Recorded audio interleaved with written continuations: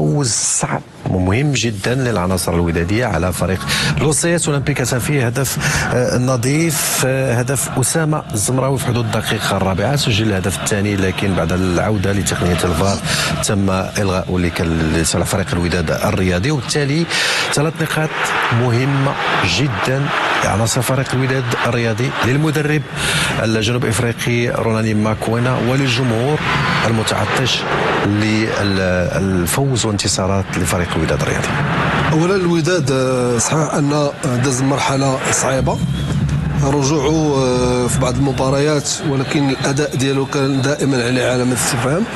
اليوم قدر على ان يبدا في دقيقه 3 سجل، قدرته على التوزيع اللاعب والانتشار كان جيد، ولكن السؤال هنا غنسالوا اللاعبين والمدرب، لان فاش تسجل في الدقيقه 3 وهذه اللقطه اولمبيك اسفي كان قريب جدا من تسجيل الهدف الثالث. هذا الشيء علاش قلت لك المده الزمنيه اللي سجل فيها الوداد من الدقيقه 3 للدقيقه 95 ما قدرش انه يضيف هدف، بل استقبل اللعب في اللحظات الاخيره وكان بامكانه انه يخرج متعادل، وبالتالي ضيع فرص كثيره وضيع ايضا الريتم في اللحظات الاخيره، كان يكلفه الغاليه، لان اليوم لو قدر الله تعادل في الدقائق الاخيره لكان تحليل او كلام اخر.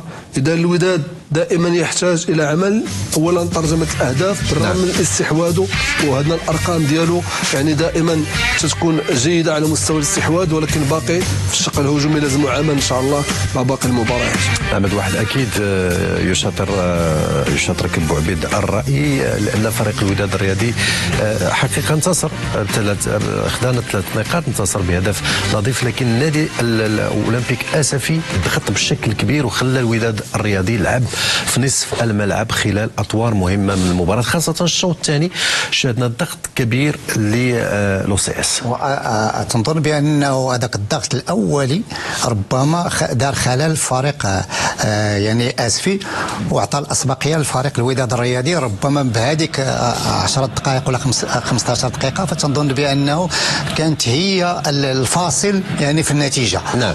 ربما جات الهدف يعني، ودائما فريق الوداد الرياضي من الجهه اليسرى تيكون احسن، لانه جميع الكرات تقريبا كلهم يعني دازوا في واحد يعني في هجمات يعني من الجهه اليسرى، فتنظن بانه هنا تسجيل الهدف اللي تلغى ربما كنت سجل غادي يلعب باريحيه فريق الوداد الرياضي. يعني ضياعوا عده فرص، ودائما المعادله كره القدم دائما تنقول لما تضيع تستقبل، كان بالامكان ديالو يعاقبوا اولمبيك اسفي. اولمبيك اسفي بكل صراحه رغم الخساره فقام مستوى جيد، لانه فريق اللي ربما البدايه ما كانش بدايه جيده. هنا تنشوفوا يعني اللاعب الرحولي اللي كان بالامكان ديالو يسجل هدف التعادل، ولكن كره القدم فتظن بانه ما تتسجل حتى تتقيس الشباك، فتنظن بانه اولمبيك اسفي رغم ان الخساره ولكن كاين مستوى، اداء جيد في هذه المباراه. اداء جيد. نعم. اهم شيء بالنسبه لفريق الوداد الرياضي يعني هو هذاك الانتصار ورجوع الثقه، لانه رجوع الثقه مهم الفرق، ولا بالخصوص يعني فريق الوداد الرياضي اللي تكلمنا عليه يعني من بعد هذاك العثرات ومن بعد يعني تغيير الجذري ديال الفريق، فتنظر بانه هو محتاج النتيجه اكثر من الاداء. فلهذا تنظر بان فريق الوداد البيضاوي بالامكان ديالو هذه النتيجه هذه تعطيه واحد الدعم وتعطيه نعم. ثقه باش يرجع المستوى المعهود ديالو. نعم. وهذه النقطه لا نتوقف فيها مع بوعبيد، لان فوز معنوي الفريق الوداد الرياضي، لانه منذ انطلاقه الدوري منافسات الجولات اللي مروا كلهم الفريق كان مازال في رحله البحث عن الذات، كيف ما ذكر عبد الواحد، غير مجموعه من العناصر، غير الجلد ديالو تقريبا بواحد 80 ولا 90%، وبالتالي فوز يقدر يكون بمثابه ان ديكليك بالنسبه للفريق انه يرجع للتوهج ديالو ورجع الوداد الرياضي اللي كيعرفوا الجمهور المغربي.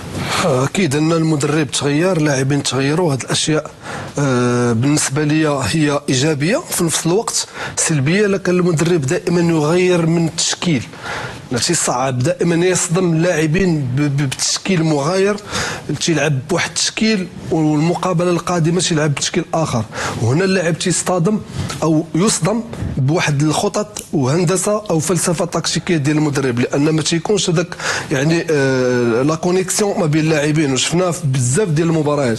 اذا الوداد يحتاج الى وقت كبير باش تبدا هذيك لا كونيكسيون ديال اللاعبين، يحتاج الى عمل على مستوى انهاء او الفينيش ديال الاهداف، وايضا يحتاج الى لياقه بدنيه، لان شفنا في عده مباريات يعاني. دونك هذاك الانسجام مازال ما حضرش. اذا باش اللاعب انه يتشبع بالافكار ديال المدرب بسرعه، لازم يعني التكرار بنفس اللاعبين بالرغم من اي نتيجه وقعت.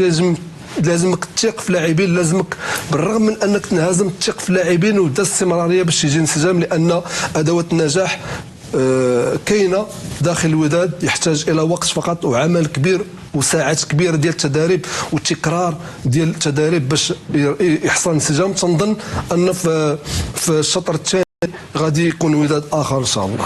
نعم، وكذلك اداء قوي لفريق اولمبيك اسفي خلال هذا المواجهه، بالتالي بالعوده لنتيجتي مباراتي اليوم برسم الاسبوع 12 من الدوري الاحترافي. انوي 3 نقاط للاتحاد الرياضي التورقي امام اتحاد طنجه، والنتيجه 3 اهداف لهدف واحد، فيما الوداد الرياضي ينتصر ويحقق 3 نقاط مهمه كذلك امام اولمبيك اسفي بهدف ل0. باقي البرنامج يوم السبت شباب سوالم الرياضي الجيش الملكي كوديم نادي المكناسي والشباب المحمديه المغرب التطواني يستقبل الفتح الرياضي يوم الاحد اليوم الاول من دجنبر. حسن تقدير يستقبل الرجاء الرياضي. الدفاع الحسن الجديدي في مواجهه النهضه البركانيه، والمغرب الفاسي سيستقبل نهضه اتلتيك الزمامره. فيما الترتيب المؤقت قبل ما نرجعوا للترتيب المؤقت، قراءه في الجوله ككل او الترتيب.